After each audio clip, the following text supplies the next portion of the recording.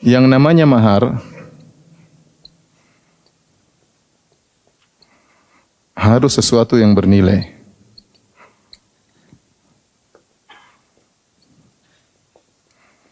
Sesuatu yang bernilai. Apakah suatu barang ataukah suatu biaya servis misalnya, biaya jasa, ya maka itu boleh. Yang penting sesuatu yang bernilai. Maka tidak boleh dijadikan mahar sesuatu yang tidak bernilai. Semua yang bisa bernilai maka bisa dijadikan mahar. Besar kecil terserah, yang penting sang wanita ridha. Dalilnya apa? Dalilnya tentang tatkala seorang wanita datang kepada Nabi SAW, dia menyerahkan dirinya kepada Nabi. Ya Rasulullah, saya ingin Anda menikahiku. Maka Nabi SAW melihat ke atas, Nabi SAW melihat ke bawah, lihat lagi ke atas, lihat lagi ke bawah. Nabi tidak tertarik. Tapi Nabi membilang, enggak, Nabi enggak enak. Nabi diam aja. Akhirnya ada sahabat yang nyeletuk, ya Rasulullah, illam yakun laka biha hajah. Kalau kau tidak mau, buat saya aja ya Rasulullah. Jadi kalau ada orang datang ke ustadz cewek ngelamar, ustadznya enggak tertarik, antum boleh bilang, ustadz, kalau ustadz enggak tertarik, buat saya aja. Jadi intinya setelah ditawarin, Nabi mengatakan, ya silakan menikahi dia boleh. Maka Nabi mengatakan, apa maharmu? Kata dia, sarung, saya jadikan mahar.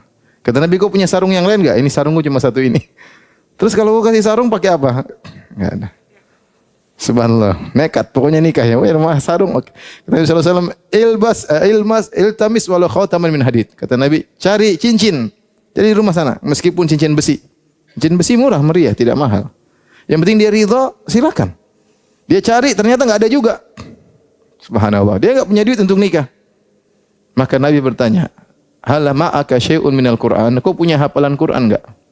Katanya dia ada. Surat-surat pendek, saya lupa surat apa, Al-Kautsar atau surat yang lainnya. Saya punya surat ini, surat ini, surat ini. Kata Nabi SAW, ya ankahtukaha bima ma'aka minal Qur'an. Kalau gitu saya nikahkan engkau dengan hafalan Qur'anmu.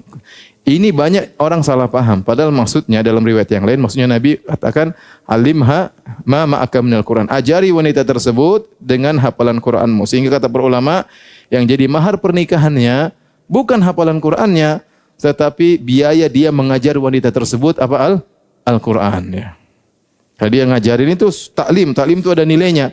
Biaya taklim itulah yang kemudian dijadikan mahar bagi wanita tersebut. Kenapa saya perlu ingat ini? Karena sebagian orang dia menyangka mahar dengan Al-Quran itu yang terbaik. Ya. Sehingga waktu nikah, saya nikahkan engkau dengan putriku dengan mahar ayat kursi dan terjemahannya. Saya pernah hadir pernikahan seperti ini. Maharnya apa? Ayat kursi dan terjemahannya. Silakan. Allahu la ilaha illa huwal hayyul qayyum la ta'khudhuhu sinatu wa la naum. Subhanallah. Kemudian dia baca terjemahannya. Ya, istrinya juga sudah hafal ayat kursi. Terus ya. Kemudian juga ada luga nikah. Maharnya apa?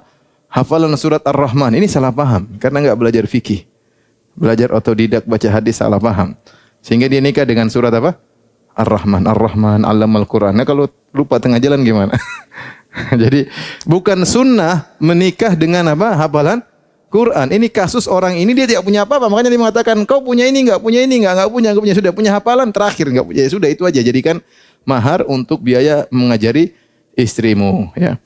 Yang jadi perhatian kita di sini, Nabi SAW mengatakan, iltamis walau khataman min hadid. Carilah meskipun apa? Satu buah cincin besi. Bisa jadi mahar, boleh. Yang penting sang wanita ridha.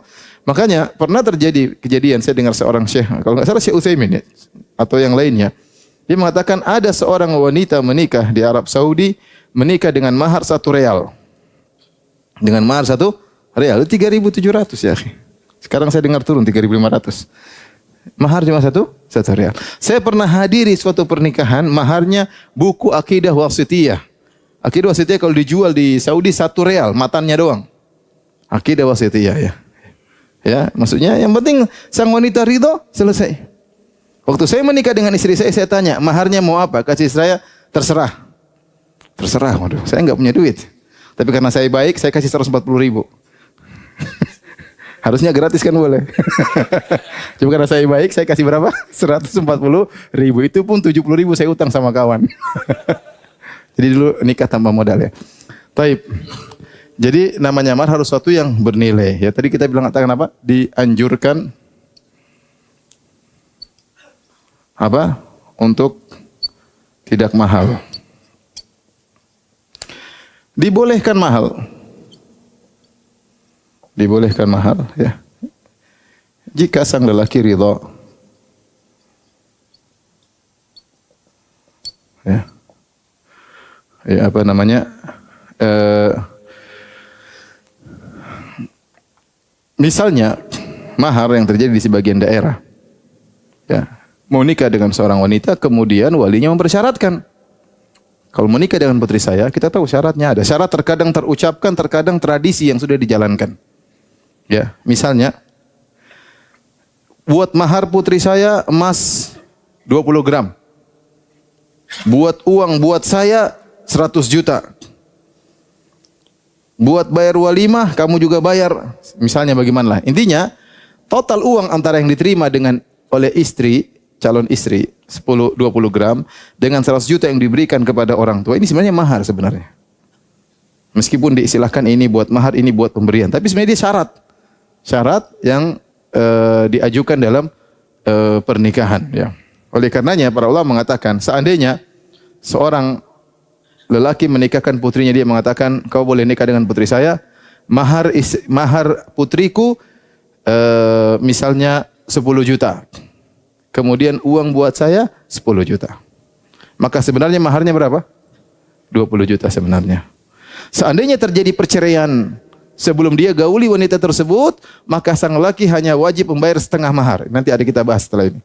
Seandainya terjadi perceraian sebelum dia gauli wanita tersebut, maka sang laki hanya wajib bayar setengah mahar, maka dalam hal itu dia hanya wajib 10 juta buat wanitanya. Adapun buat bapaknya tidak usah. Ini kalau dalam istilah orang Makassar, untuk orang tua disebut uang panaik. Uang apa?